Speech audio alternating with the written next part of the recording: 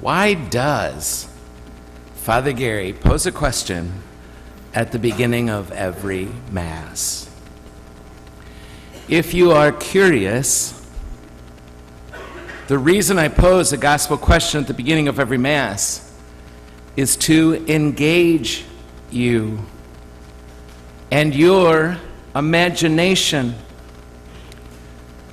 and to open a space in your listening of the gospel, so that you don't hear the same old gospel with the same old answer about what that text is all about. Because questions have a way of opening something new up to us that perhaps wasn't open before we heard the question. The gospel question I pose comes out of the questions I ask myself as I approach this text once again, after approaching it 3 years earlier, and then 3 years earlier again, all the way back for 42 years now. The questions I ask can keep that sacred text fresh for me, and hopefully for you. Those gospel questions can provide a scaffold for how you can begin to open up a direction for your response. Also, asking questions can be a lot more effective than telling. But there's one other reason. I want you to keep asking questions. Voltaire wrote, "Judge a person by his questions rather than his answers. The quality of our lives is a direct result of the questions we ask." I read once that an ape can express an answer to people's questions to them and also express emotions. But one thing an ape cannot do, an ape cannot ask a question. They have never wondered out loud about anything we might know, and they don't. When we were 5 years old, we were asking 65 questions a day, most all of them starting with the word why. The average 8-year-old asks about 41 questions a day. By the time we are 44 years old, we only ask 6 questions a day. 6 questions a day. The number of questions we ask every day does not increase until we hit retirement. And those questions become, where are my keys? Why am I standing in the middle of this room?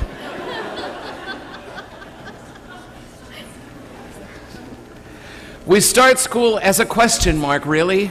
We start school as a question mark, and we graduate as periods. We can regain that childhood curiosity, you and I, by remembering to ask great questions every day. We can continue to long for, desire more information about anything, about anyone. We can want to keep learning our whole life. And as we well know, questions beget questions, beget questions, beget questions. But there's another reason I ask gospel questions here. It has been my personal observation in my 27 years here that students ask less questions than they used to. Than they used to even just 10 or so years ago, it seems.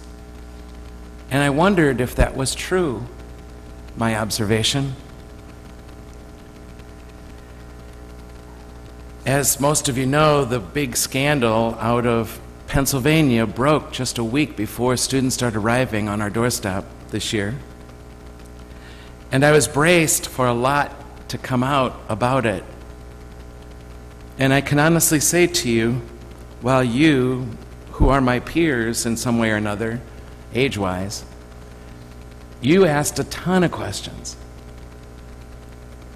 And I can also honestly say to you, not one single student in 3 weeks, not one single student of Washington University asked one single question about the scandal. When I raised it, when I asked the question of them, they were ready to respond. But for some reason, they didn't ask any questions. It concerned me greatly, and I opened it up to some of them not too long ago, just sitting around the dining room table. Listen again to that gospel. Something caught me there this year. Jesus was teaching them, and he was saying that he was going to have to die, and then there would be resurrection. And it just says in this text from Mark, they didn't understand what he was saying, and they were afraid to question him. They were afraid to question him.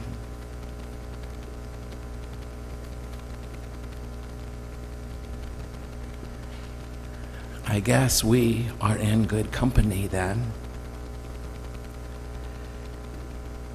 This past week, I had a wedding in Dallas for a cousin, and while I was there, I visited the campuses of TCU and SMU to see what students there were thinking from that part of the world, and also to get my questions out there outside the bubble of Washington University.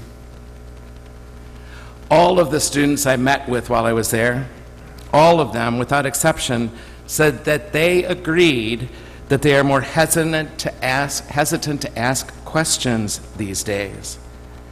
Hesitant to ask questions of older people from other generations. Questions even of their peers. They're hesitant to ask questions of faith, or even in their fields, and for sure in class, because they don't want to be judged, they don't want to look stupid. We're shy, one of the students said. We're shy to ask questions in relationships of one another, and shy to raise our hands in class because we might be perceived as probing or rude. And perhaps our question will come across as inappropriate if it's too personal. We don't want to admit that we don't know. And so we turn to Google. We Google now, and it answers like that all of our questions. And it's way safer to ask Google than it is to ask another human being. It's way less messy. One student said, "I'd like to think I have all the answers. Frankly, Father," he said, pointing to the cell phone in my hands, "frankly, we're so distracted by that little phone that we don't think about what we don't know anymore." They don't want to be stigmatized. We don't want to be that kid. We're embarrassed to ask questions because it leaves us vulnerable. It's a way of saying I need help, and we're not very good at admitting we need help. We don't want deeper relationships. We want deeper relationships, but aren't very good at knowing how, and yet we can't admit that enough to ask somebody who might be able to help us go deeper in friendship. We'd rather tell people what we know than ask them what we don't know. What is it for you? This is not just about college students. This is about all of us. What is it for us? What is it that keeps us from asking the deeper question? When was the last time you asked a professor on campus, or a campus minister, as a matter of fact, for his or her perspective, thought, counsel? When was the last time you asked a married couple about marriage, about love? about sexuality and marriage? Where do those questions go if they don't go somewhere? And what are you going to end up with if you just keep Googling for the answer to those intimate questions, when really human beings with a face can say way more to you than anything? Do you ask questions and stay with the questions, even at parties? We'd like to think we're pretty socially cool, but as a matter of fact, if somebody is watching from the outside, they'd probably see how socially awkward we are. Maybe we're afraid to ask questions because we're really afraid of the answer. They were afraid to question him, Mark writes of the apostles of Jesus. They were afraid to question him. What is a question you always wanted to ask but were afraid to? What is a question you always wanted to ask but you were afraid to ask? As the afternoon wore on, one of the students said it was ironic that I was asking them this because just that morning in the business school, that question had just been brought up that morning. And it was brought up in their class, in a class on entrepreneurship. And the professor said, and studies confirm, he told me, that people who don't keep asking questions will never be entrepreneurs. They won't be people who think outside the box. And just that day, they had talked about what has been my observation the last few years here, that this generation is asking less questions of each other and older people than ever before. If questions engage people with each other, then that means a whole lot less engagement. You may not be drawn to being an entrepreneur in business, but all of us have something of an entrepreneur in us, in our marriages, I hope, in the academy, and in our relationships, our friendships, be they brand new friendships or 40-year-old friendships. They will help us exceed those questions, that entrepreneurial heart, if you will. To you who are students, I encourage you with all my heart, I encourage you that when you get a professor who speaks to your heart or thinks differently than you do, pester him or her with those kinds of questions you want to have answers to. Once you're out of the university and once you're away from Newman Centers, the opportunities for up close and personal become significantly rarer. I hope with all my heart that you milk the opportunities available to you here during these years that are up close and personal. And I would also pose that you will not have access to your clergy like you do when you're in college, where I and the other campus ministers actually live among you in ways that are way more accessible in most instances than the priests will ever be in your parish. Milk it while you got it. Even if our answers are not what you want to hear, milk it while you got it. Some of our students, some of you are too shy to ask for an appointment, and so the extroverts take up my day.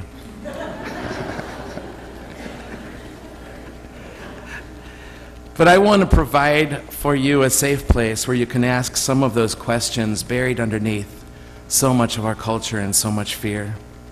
And perhaps in the process, maybe, hopefully, make available to you some of the deepest wisdom that I've struggled to make my own about spirituality and faith in our church, as well as about relationships and love, about how it all works, and what are the values and the skills required. And so this semester I'm going to be available on certain nights of the semester under the title #AskMe. It's not really a hashtag thing, it's just the title of the... And I'll be available. I'll be in my office to be with you and with your questions. Perhaps offer some direction to go for the answers you seek, with an eye on the truth that in the end, really the truth is inside of you, not outside of you. And so I'll just be hanging out those particular nights starting around 10 p.m. That eliminates a lot of you. That's my hope.